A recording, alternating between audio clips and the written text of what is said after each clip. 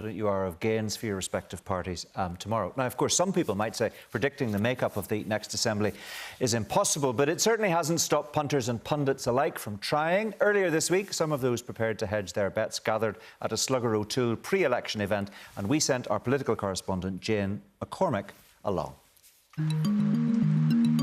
Damp, dull, and at times even dreary. That's just the weather, but it could also easily sum up the campaign. Nevertheless, poring over polls and possible election outcomes remains a pastime some people can't resist.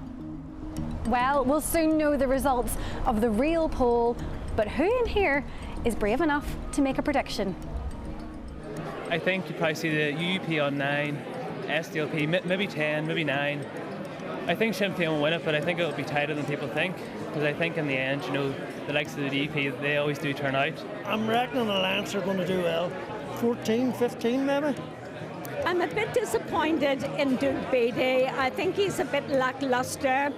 And I listened to the programme on Sunday evening with our 5 politicians. And quite frankly, the one that impressed me most was the SDLP candidate. He was more vibrant than the others. I just wish this election was over and we could get on with governing the place. Somebody said the first rule in politics is to learn to count, and I think possibly it could be the 25-25, and that way it actually might get some national interest. One issue that does pique national interest is the protocol. Voters may now have had their say, but will the parties be happy or horrified with the verdict? We challenged some familiar faces to nail down their predictions. Let's take the DUP first, because they were one in front. They were the largest party 5 years ago. What do you think they're coming back with this time, and why? Well, given the polls, they have to be at least 2 or 3, probably 4 down. So they're going to kind of lose quite a bit. But in a sense, a lot will depend on how other parties are doing to see how badly they do. So it's where, for instance, the TUV. So if the TUV come back with just Jim Allister, that's not too big a threat to the DUP. But if the TUV come back with 3, that's likely to be at the expense of 2 DUP seats. So actually the TUV could be the people who actually make the DUP go way, way down. So make your prediction for the DUP. Write it down. Well, we're going to hold you to it. Well, you can't really hold me to it, but it's kind of they're -3, but probably a lot more than that potentially. But a lot depends in this election. But there's so many things we don't know about the real size of TUV support or the real size of Alliance support. Why don't we move next to Alliance then, since you've talked about them? Well, I think they're at least kind of 4 seats that they can get quite easily. Now, they might be lucky and get 3 of those 4, because elections, nothing goes to plan. But there's probably about another 4 seats that it's conceivable that with the right kind of win they could get. So in a sense, that could be +6. Well, my prediction for Sinn Féin is 23 seats.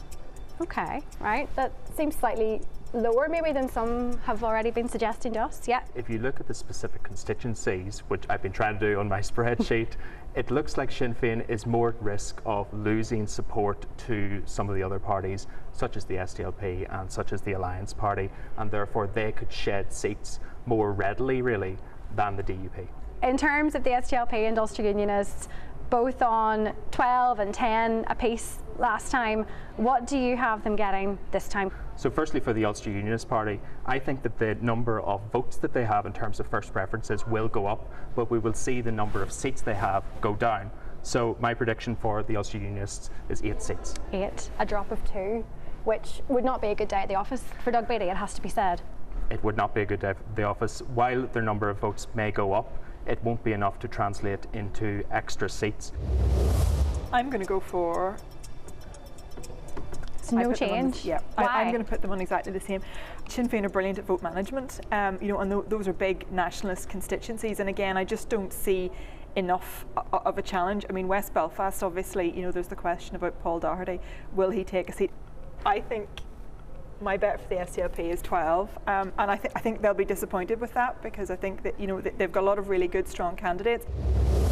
I think that the DUP will lose a lot of votes. I don't think they'll lose anywhere near as many seats as that would maybe suggest to people who glance at the numbers. They've got quite a cushion and quite a lot of constituencies, so I think they'll be on about 25. I'm not entirely confident about that. I wouldn't be shocked if they collapse entirely. I wouldn't be shocked if they get a couple of seats ahead of Sinn Féin. I see them being at the same level as the DUP roughly. For sake of argument, I'm saying 25. The way the seats break down for them, they need to have a really big vote to be able to make significant gains there. So I think that it's going to be very tight actually in the end. And if there is a tiebreaker in seats, of course, it could be first preference votes, which make all the difference. And in that context, I think Sinn Féin have the edge. I think that the one issue in this, which is the wild card, is Alex Easton, who I think will get elected in North Down. He almost certainly, I think, will then rejoin the DUP within the 7 days that he has under the Northern Ireland Act. And so therefore, if the DUP are level with Sinn Féin, that will make the difference. They will get the top job. If they're behind, it won't be enough because it will come down to votes and they won't have the votes. For now, the whiteboard's had its moment. Soon, who's in and who's out of Stormont will all become clear. Jane McCormick reporting there from that Slugger O'Toole event a couple of nights ago. Let's go back to our panel for some predictions.